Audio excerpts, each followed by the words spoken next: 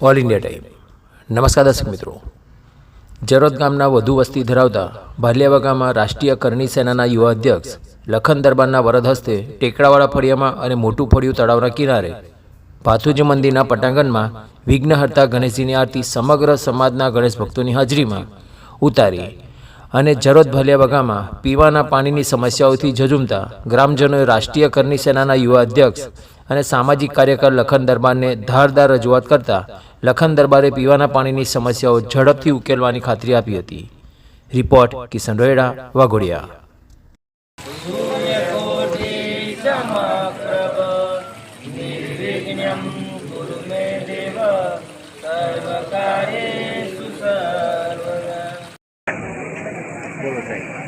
આજે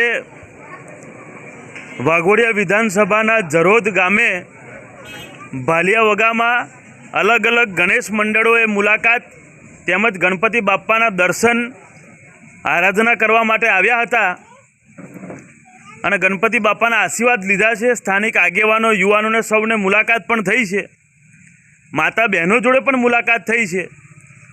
ત્યારે એમના તરફથી એક ફરિયાદ બહુ જ મોટી ઉપસ્થિત થઈ। એમણે જણાવ્યું એ પ્રમાણે કે પાણી પીવાનું શુદ્ધ નથી મળતું, તેમજ આજે મારી પાછળ જે તળાવ દેખી શકો છો, તળાવનું શુદ્ધિકરણ એને સાફ સફાઈ નથી કરવામાં આવી।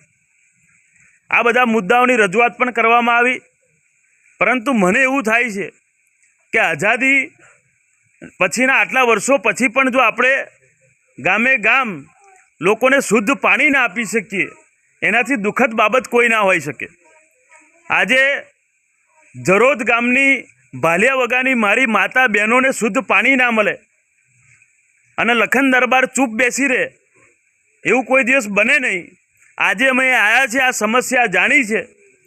આજે તહેવારના દિવસે આવ્યા છે, ગણેશ ચતુર્થી પૂર્ણ થાય, બાપાનું વિસર્જન થાય, એની પછી ફરી એકવાર અહીં આવવાનો છું અને મોટી સંખ્યામાં માતા બહેનો વડીલો બધા ભેગા થવાના છે।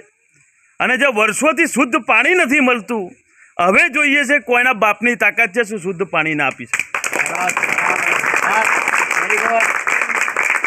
અમે જ્યાં જઈએ છીએ ત્યાં રજૂઆતો મળે છે, પરંતુ મુખ્ય પ્રશ્ન પાણીનો મળે છે। એટલે દુઃખ થાય છે કે આપણે બધા ખાલી મતો આપવા પેદા થયા એવું લાગે છે।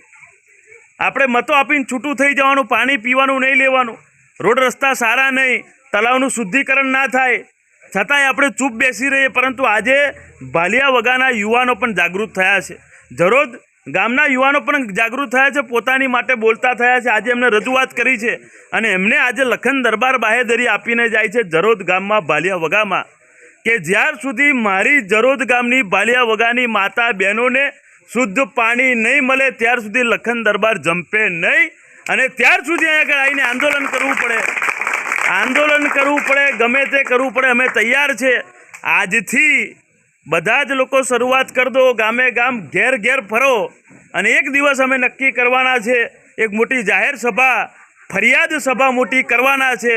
એના પછી આ વિડીયોના માધ્યમથી જો હજુ કોઈ કાર્યવાહી નહીં થાય તો મોટી ફરિયાદ સભા કરીશું અને આ બધા જ લોકોને લઈને વડોદરા કલેક્ટર જઈશું અને વડોદરા કલેક્ટરમાં આખા ગુજરાતમાં ખબર પડશે કે જરોદ ગામમાં આ ભાલિયાવગામાં શુદ્ધ પાણી નથી મળતું।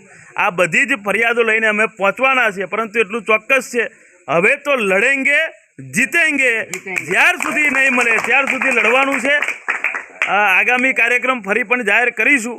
આટલા માટે બસ આટલું જ, પરંતુ એક જ વાત છે, શુદ્ધ પાણી જ્યાર સુધી નહીં મળે ત્યાર સુધી લડવાનું છે। જય ભવાની।